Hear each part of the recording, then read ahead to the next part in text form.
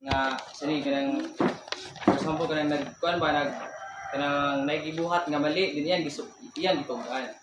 So kung kita daw ato nga kahintang kung natay nato nga kasinatian bitan amigo kayo nimo lisod yun nimo itugan lisod yun nimo siya itugan kay amigo gud kayo mo pero kinahanglan nimo siya itugan kay para kanang kay sa kabahin mali man iyang gibuhat.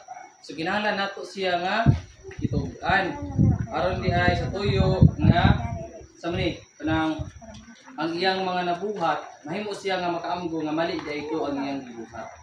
Then di sunod na paragraph di ato basahon. Mordecai did the right thing. Here the king should be honored, and it was not right to plot against him. The king did not just take his word for it.